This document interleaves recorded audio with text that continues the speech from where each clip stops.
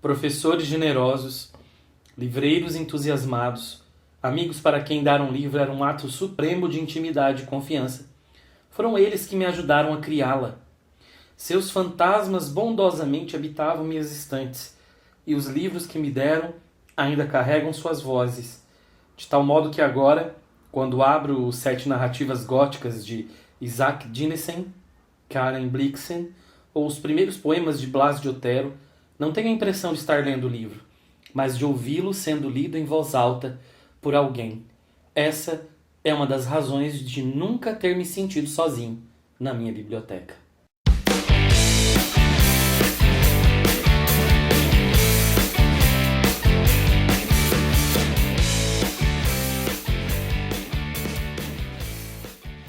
Fala pessoal, tudo bem? Como estão vocês? Sejam bem-vindos a mais um vídeo aqui da Acrópole.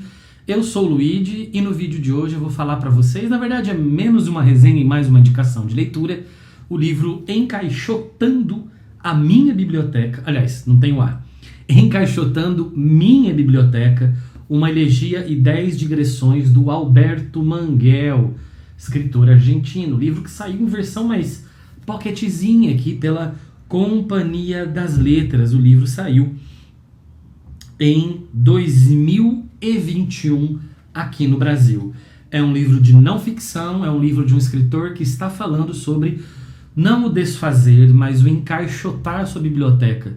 E isso, o livro me chamou a atenção porque recentemente, vocês sabem, né, quem acompanha aqui o canal, que eu me mudei recentemente, eu mudei de cidade, precisei encaixotar um monte de coisa e cheguei a vender exemplares da minha biblioteca para diminuir um pouco porque eu não dava mais conta. Então eu fiquei curioso para saber o que esse escritor tão bem falado, né, tão próximo a Jorge Luiz Borges, por exemplo, tem a falar sobre biblioteca, né? Então por isso que eu resolvi ler e falar para vocês aqui um pouquinho do livro. Mas antes de falar do que eu achei, eu peço para que você se inscreva aí no canal. Dá aquela força. Gente, eu vejo pelos números aqui do YouTube que a maior parte das pessoas, mais da metade que assiste os vídeos, não é inscrita. Então, se todo mundo que assistiu o vídeo se inscrever, vai me ajudar demais, porque vai subir o número de inscritos, o YouTube vai entender que é um canal de relevância, né? Vai poder sugerir esses vídeos para outras pessoas, e você vai me ajudar nesse projeto que é falar de literatura para as pessoas, essa coisa maravilhosa que é a literatura. Então já curte aí, se inscreve, veja outros vídeos e compartilha com os amigos. Bora lá falar do livro. Recentemente eu estava discutindo esse livro, porque já faz um tempinho que eu li. Alguns dias atrás eu estava conversando com um amigo meu que veio me visitar, o Vitor. Alô, Vitor, se você estiver por aí vendo o vídeo, escreve aqui embaixo o que você achou do livro. O Vitor, nas nossas conversas, ele não gostou do livro, ele me disse que não gostou do livro, por uma série de razões, né? Eu entendo algumas das colocações dele, mas eu vou aqui fazer um ponto contrário, não tão contrário, porque assim, eu gostei do livro com algumas ressalvas, né? Eu acho que esse livro, esse tom confessional dele foi muito gostoso de acompanhar. Quer dizer, uma pessoa que tem uma biblioteca de 35 mil livros, de como ela lida com aquela biblioteca, de como aquele habitat, porque se torna quase que um bioma próprio, né? Ter uma biblioteca com tantos livros assim, como que essa pessoa que escreve para portais importantes, para jornais importantes, que publicou muita coisa, como ele lida, como ele transita por esse mundo, por esse espaço, e de como ele montou a biblioteca. Então, isso me agradou muito. Outras coisas que não me agradaram foram as digressões, né? Não todas elas, aqui está dizendo que são 10 digressões e são. E não são bem digressões, porque ele começa, qual que é a história toda aqui, né? O que aconteceu com ele? Ele precisou encaixotar a biblioteca dele, porque ele decidiu, depois de muito tempo morando no interior da França, se mudar para Nova York. Aí você imagina uma casa grande no interior da França para um apartamento em Nova York, né? A mudança que é.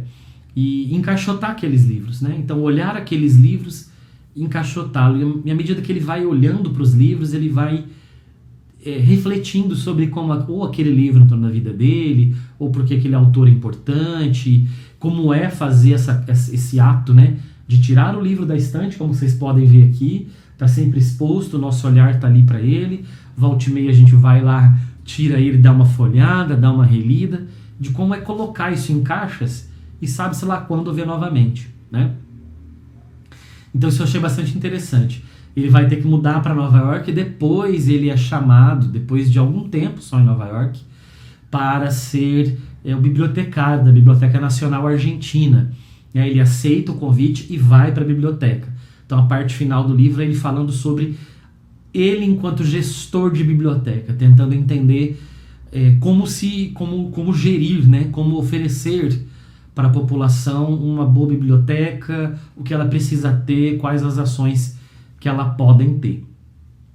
Então, nesse percurso todo, gente, ele vai lembrando as pessoas que deram livros para ele, foi o trechinho, inclusive, que eu li agora antes da vinheta, né, de como ele adquiriu tal exemplar, quando alguém falou de tal livro para ele, etc. Então, é muito interessante esse espaço, né? E às vezes ele faz algumas digressões para falar sobre algumas questões importantes da sociedade que tem alguma coisa a ver com o livro, né? Às vezes essas digressões deixam um pouquinho a desejar, porque elas se tornam um pouco maçantes, né? Elas ficam um pouco cansativas e alguns até acham que elas soam um pouquinho prepotentes. Eu não acho. Eu acho que é natural, né, essa maneira dele falar, porque é um erudito, né? Não vejo prepotência nisso, mas é fato, né? Às vezes se torna um pouquinho chato. E elegia é um termo bastante forte, né? Elegia é um tipo de texto, geralmente era um tipo de poema feito para o morto, né? Para alguém que está morrendo. Então, o encaixotar a biblioteca para ele é uma espécie de elegia, porque não são só os livros, né, mas também o espaço que os livros ocuparam. É aquela parte física, a construção física, que complementa o local onde os livros ficam, né? Então, essa biblioteca remontada em outro lugar, talvez não seja a mesma biblioteca também, embora contenha todos os livros. Qual vai ser a dinâmica? Qual vai ser a separação? Vai separar os autores por nome? Vai separar por nacionalidade? Por gênero? Por cronologia? Por aquisição? Ou seja, a minha biblioteca ela pode ser classificada de várias maneiras. Tem um modelo que é aplicado nas bibliotecas por aí, tem toda uma numeração, né? É sempre colocado aqui na lombadinha do livro. E tem uma classificação internacional para isso, né? Mas as bibliotecas pessoais a gente pode classificar de várias maneiras. Só a título de curiosidade, a minha eu já classifiquei por gênero, no sentido de gênero literário, né? Romance, conto, poesia, etc. Eu já classifiquei por cores, tá? Era um inferno para achar os meus livros, era assim, um caos total. E atualmente eu estou classificando por países. Se você não viu, eu tenho um vídeo aqui no canal recentemente de quando eu estava organizando essa minha biblioteca aqui. E é muito legal acompanhar ele falando da biblioteca e você vai refletindo da sua própria, sabe? Você aí que talvez esteja começando a colecionar livros, ou já tem uma biblioteca vasta, né? Você talvez se reconheça lendo aqui dentro do livro, você reflita sobre o processo que foi o seu processo, ou que está sendo o seu processo na hora de montar a biblioteca, né? Então tem uma questão afetiva também, porque é quase com um espelhamento aqui, de você olhar para a sua própria biblioteca, olhando a biblioteca do Manguel. E no final, ele falando sobre bibliotecas, né, eu tive o prazer, a oportunidade de trabalhar como estagiário entre os anos de 2006, entre outubro de 2006, se eu não me engano, e fevereiro de 2008, foram 1 ano e 4 meses, mais ou menos, de trabalhar como estagiário na Biblioteca Municipal de Maringá, que é a cidade onde eu morava. Maringá tem, se eu não me engano, 5 ou 6 bibliotecas públicas, e eu, enquanto estudante de letras, eu estagiei, né, nessa biblioteca do centro da cidade. Era um prédio super antigo, ela nem está mais nesse prédio que inclusive foi reformado. E assim, eu tenho memórias maravilhosas desse tempo que eu passei lá. Eu trabalhava 6 horas por dia, estava na faculdade, conheci pessoas maravilhosas, fiz amigos que eu tenho até hoje, tive namoradas na biblioteca, conheci autores maravilhosos por essa biblioteca, passei a ler Saramago, que foi uma das grandes paixões minhas nessa biblioteca, Gabriel Garcia Marques, Machado de Assis, conheci uma série de autores, aprendi o sistema de classificação, conheci pessoas porque eu atendia, comecei a participar de clubes de leitura. Então a biblioteca, para mim, pública, ela é um ponto de encontro. Ela é um ponto de encontro de pessoas dos mais variados tipos. E foi isso que eu vi dentro da minha experiência dessa biblioteca, sabe? Então eu tenho um carinho muito grande, embora já há algum tempo eu não frequente as bibliotecas, porque eu decidi montar a minha, mas é um espaço maravilhoso, né? Nessa mesma biblioteca, já funcionando num outro espaço, eu dei oficinas, né? Dei oficina de produção de texto, oficinas de escrita de contos. Então a biblioteca volta e meia, ela passa pela minha vida.